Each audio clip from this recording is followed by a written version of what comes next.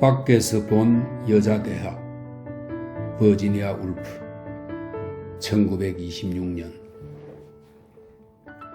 솜털처럼 하얀 달이 결코 하늘을 어두워지게 내버려 두지 않았다. 밤새도록 밤꽃들이 잔디밭을 하얗게 물들였으며 목초지에는 카우파슬러가 희미하게 보였다. 카우파슬러는 유럽산 야생화입니다.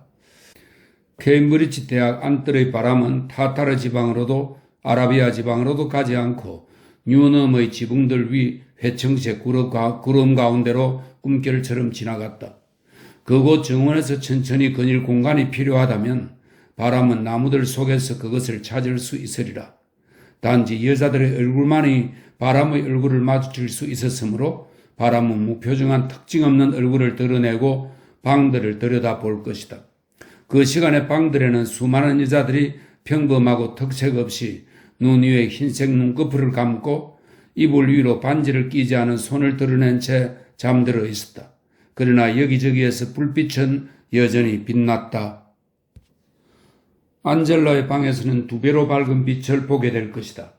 안젤라 자신이 정말로 밝게 빛나는 데다 사각 거울에 반사된 그녀의 모습 또한 환하게 빛났다. 그녀의 전신이 완벽하게 윤곽을 드러내었다. 어쩌면 영혼이. 왜냐하면 거울이 흔들리지 않는 모습을 흰색과 금색과 붉은색 슬리퍼들과 푸른색 원석들로 장식한 흐릿한 머리카락을 비추어 보여주었기 때문이다. 마치 그녀가 안젤라인 것을 기뻐하는 것처럼 안젤라의 잔잔하게 부드러운 스침이나 거울에 비친 그녀의 모습을 깨뜨리는 잔물결이나 그림자는 결코 없었다. 어쨌든 이 순간은 기뻤다. 밤의 한가운데 걸려있는 빛나는 그림, 밤의 암흑 속에 움푹 들어가 앉은 성지, 사물들의 진실에 대한 이런 뚜렷한 증거를 갖는 것은 정말 이상한 일이다. 마치 이것이면 충분한 듯 두려움 없이 시간의 연못 위에 완벽하게 떠다니는 이 백합, 이 거울 속의 모습. 몸을 돌려 그녀는 이 명상을 저버렸다. 거울에는 전혀 아무것도 보이지 않거나 아니면 단지 노쇠로 된 침대 털만 보이는 듯 했다. 그녀는 이곳저곳을 달리고 가볍게 소리내어 뛰고 돌진하며 가정주부처럼 되었으며 다시 변하여 그녀는 검은색 책 위로 입을 삐쭉 내밀며 경제학의 확실하게 이해가 안 되는 부분을 손가락으로 표시했다. 단지 안젤라 윌리엄스만이 생계를 꾸리기 위해 뉴넘에 있었으며 그녀는 열정적인 동경의 순간조차도 스완지에 있는 아버지의 수표를 잊을 수 없었다. 부엌에서 그릇을 씻는 어머니, 빨랫줄에 널려있는 분홍색 작업복들, 심지어 백합조차 더 이상 연못에서 흠없이 완벽하게 떠다니지 않고 다른 사람처럼 카드에 적힌 이름을 갖고 있다는 정표들. A. 윌리엄스. 달빛에 그녀의 이름을 읽을 수 있었다.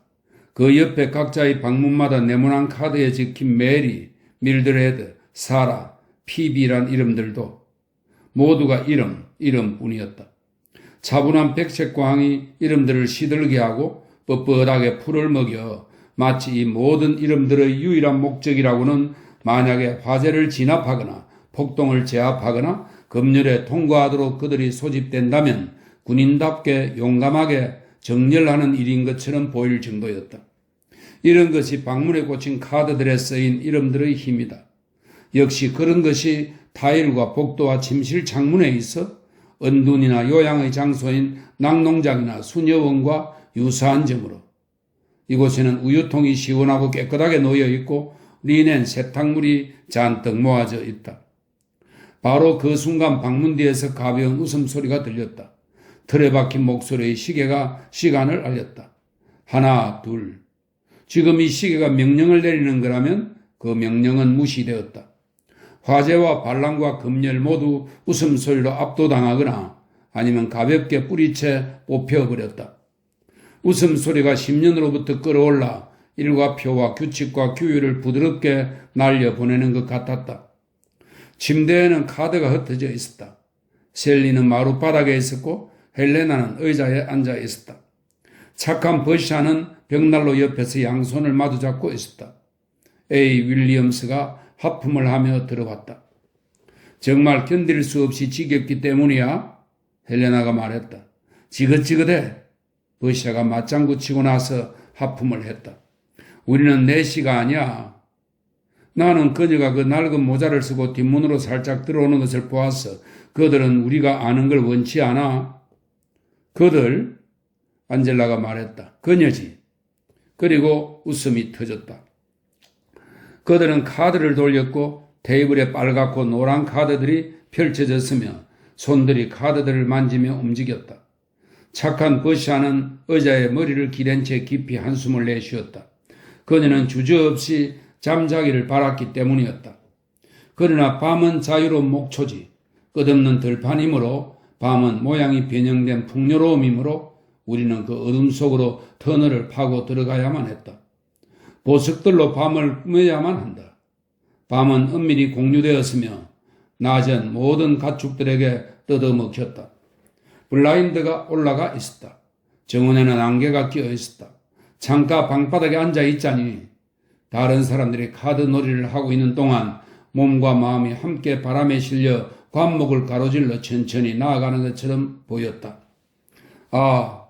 하지만 그녀는 침대에 쭉 뻗고 누워 잠들기를 갈망했다.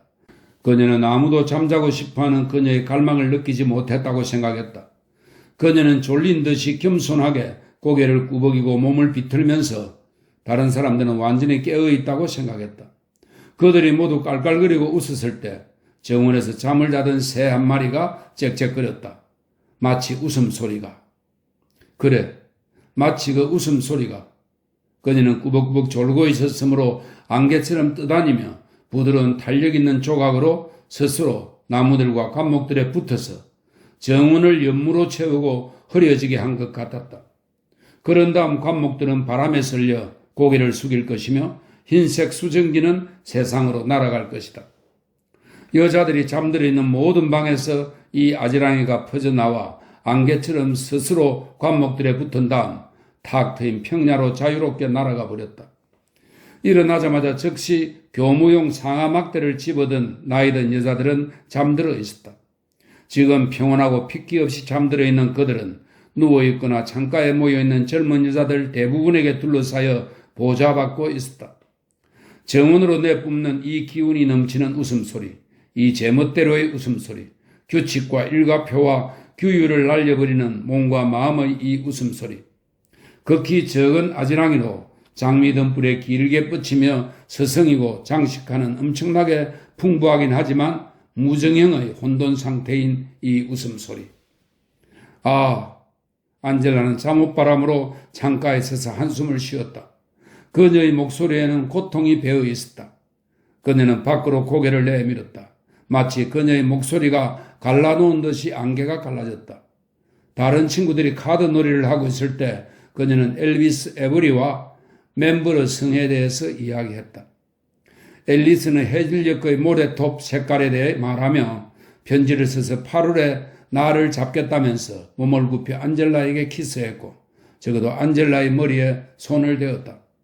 안젤라는 분명히 가슴 속에 바람에 시달리는 바다를 품은 사람처럼 가만히 앉아있을 수 없어 꼭대기에 황금의 열매를 맺은 기적의 나무가 거짓말처럼 몸을 굽혔다는 흥분과 놀라움을 가라앉히기 위해 두 팔을 내뻗으며 방안을 서성거렸다. 꼭대기에 달려있는 황금 열매가 그녀 팔 안에 떨어지지 않았던가. 그녀는 그 황금 열매가 그녀 품 안에서 빛나도록 붙잡았다. 만졌어도 생각했어도 말했어도 안 되고 단지 그곳에서 빛나도록 가만히 두어야 하는 그 황금 열매. 그러고는 천천히 거기에 스타킹을, 거기에 슬리퍼를 벗어놓고 맨 위에 속치마를 정갈하게 개어놓으며 그녀의 또 다른 이름이 윌리엄스인 안젤라는 어둠에서 수많은 세월을 보낸 후에 여기 터널 끝에 빛이 나타났다는 것을 깨달았다. 세상이었다. 그것은 그녀 밑에 놓여 있었는데 모든 것이 좋았고 모든 것이 사랑스러웠다. 그녀의 발견은 그와 같았다. 정말로 그녀가 만약 침대에 누워 눈을 감을 수 없었다면 무언가가 저항할 수 없이 눈을 뜨게 했는데 만약 희미한 어둠 속에서 의자와 서랍장이 웅장하게 보였고 거울이 잿빛의 낮의 암시와 함께 귀중하게 보였다면 어떻게 그때 이 놀라움을 느낄 수 있었겠는가? 어린아이처럼 엄지손가락을 빨면서 그녀는 이 좋은 세상, 이 새로운 세상, 터널 끝에 있는 세상에 누워 있었다. 그러다가 결국은 그 세상을 보거나 아니면 앞지르고 싶은 욕망이 충동지르해서 그녀는 담요를 걷어차고 창가로 가서 거기서 정원을 내다보았다. 정원에는 안개가 끼어 있었고 창문들은 모두 열려 있었으며 빛나는 푸른 빛을 띠 무언가가, 멀리서 무언가가, 물론 세상이 소곤거리고 있었다. 아침이 오고 있었다. 오, 그녀는 고통스러운 듯이 소리 질렀다.